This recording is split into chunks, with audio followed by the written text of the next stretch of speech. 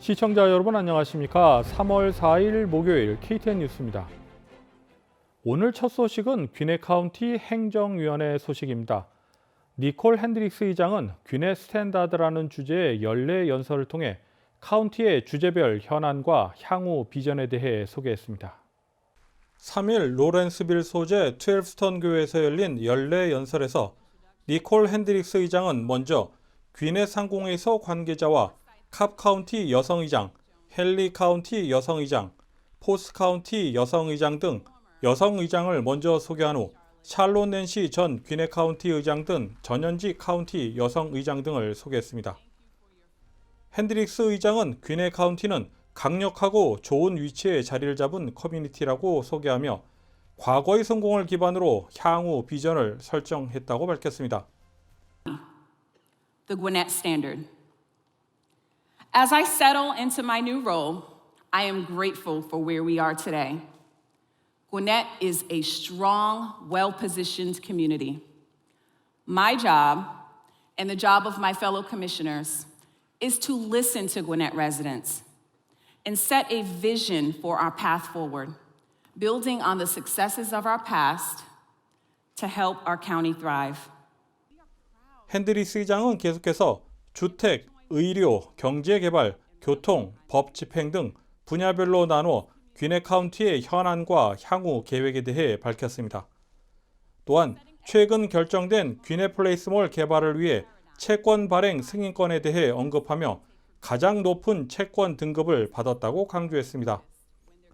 핸드릭스 의장은 귀넷 경제개발을 통해 일자리 창출과 사업이 확장되면 주민들의 삶의 질 또한 높아질 것이라고 역설했습니다. 또한 경찰 시민 자문위원회를 통해 지역사회 범죄 예방과 주민 의견 수렴, 그리고 인종 간 부의 격차 해소를 위해 모든 전략을 동원할 것이라고 재차 강조했습니다.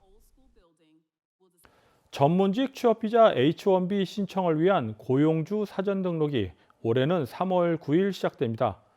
연방이민서비스국 USCIS는 2021년도 취업비자 신청을 위한 고용주 사전 등록이 9일 정오부터 시작돼 3월 25일까지 이어진다고 발표했습니다.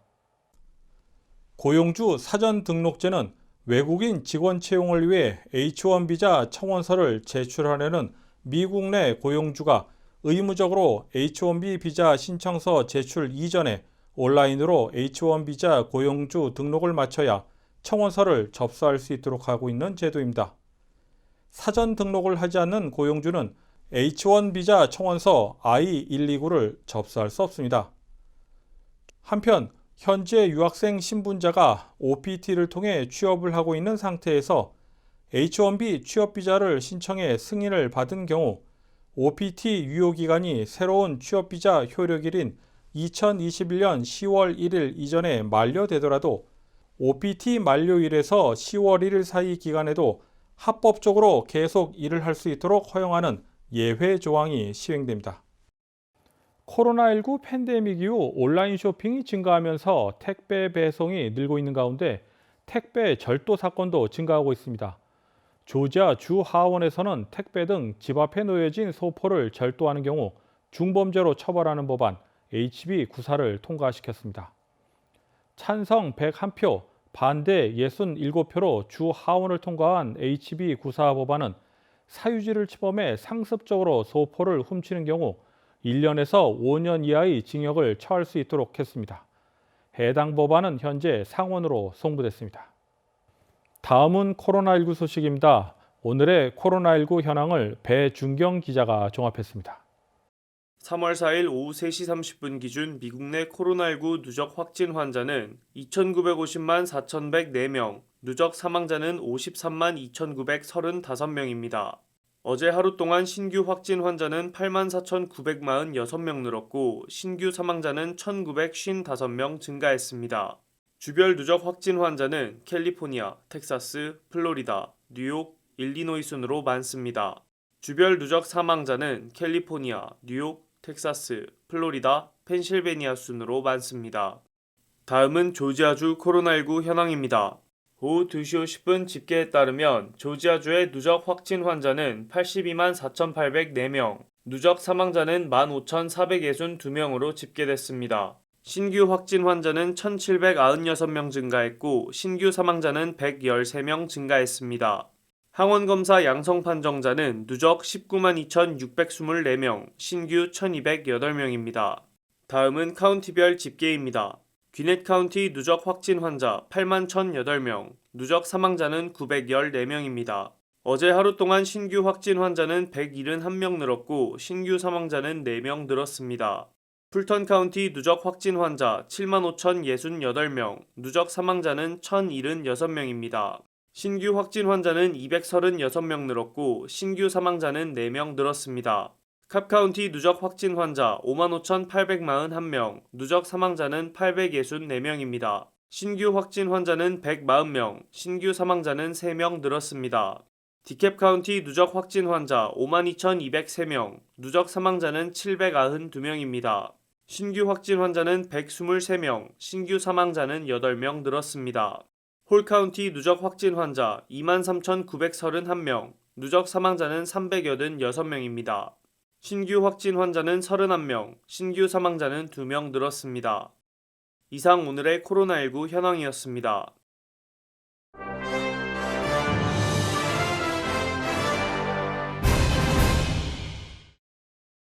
조 바이든 행정부의 교통부 부장관 지명자가 SK이노베이션과 LG에너지솔루션 간의 전기자동차 배터리 분쟁에 관한 미 국제무역위원회 ITC의 판정을 검토하겠다는 입장을 밝혔다고 로이터 통신이 보도했습니다. 통신에 따르면 교통부 부장관 지명자인 폴리 트로튼버그는 인준 청문회에 출석해 해당 판정이 바이든 정부의 녹색 교통 목표에 미치는 영향을 분석할 예정이라고 밝혔습니다. 이는 LG에너지솔루션의 승리로 끝난 배터리 분쟁에 대한 ITC의 판단 결과가 바이든 행정부의 정책 방향에 부합하는지를 면밀히 살펴보겠다는 의미로 풀이됩니다. 판결의 영향을 분석하겠다는 원론적인 언급일 가능성이 크지만 내각 고위직 지명자가 청문회에서 공개적으로 발언했다는 점에서 미 정부의 검토 결과에 따라 또 다른 국면을 맞이할지 주목됩니다. 미얀마 경찰 최소 19명이 시위대를 진압하라는 미얀마 군정의 명령을 피해 국경을 맞댄 인도로 피신해 있다고 로이터가 인도 경찰을 인용해 보도했습니다. 지난달 1일 군사 쿠데타 이후 시민 불복종 운동에 참여하거나 군부를 항의하다 체포된 경찰은 있었지만 시위대를 진압하라는 명령을 피해 자국을 탈출한 사례는 이번이 처음입니다. 인도 경찰 당국은 이들이 미얀마 군정으로부터 복종할 수 없는 지시를 받았기 때문에 도망쳤다고 했다면서 도피자를 찾고 있다고 덧붙였습니다. 사진작가 다우드 베이의 아메리칸 프로젝트 사진전이 하이 뮤지엄에서 진행 중입니다. 아메리칸 프로젝트는 다우드 베이의 45년간의 경력에서 아프리카계 미국인들을 집중적으로 조명한 사진전입니다. 하이 뮤지엄 측은 베이의 작품이 우리가 보는 미국 사회와 역사에서 강구하고 있는 공백들이 우리에게 어떤 영향을 주는지 되묻고 우리의 태도를 바로잡을 수 있도록 상기시켜주는 프로젝트라고 소개했습니다. 다우드 베이 사진작가는 구겐하임 펠로우십과 메가더 펠로우십 수상자로 이번 전시회는 하이 뮤지엄에서 열린 뒤 휘트니 뮤지엄으로 옮겨질 것으로 알려졌습니다. 애틀란타 호크스가 2연승을 기록하며 좋은 분위기를 이어가고 있습니다. 호크스는 어제 열린 경기에서 트레이 영과 다닐로 갈리나리의 활약에 힘입어 3점차 승리를 거두었습니다. 하프타임에서 25점차 열세를 보이던 호크스는 3쿼터에서 13점, 4쿼터에서 15점 차를 내며 역전했고 극과 극의 경기력을 보여줬습니다.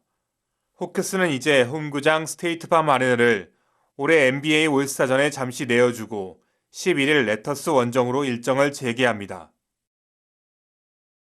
이상으로 3월 4일 KTN 뉴스를 모두 마칩니다. 시청해주신 여러분 고맙습니다.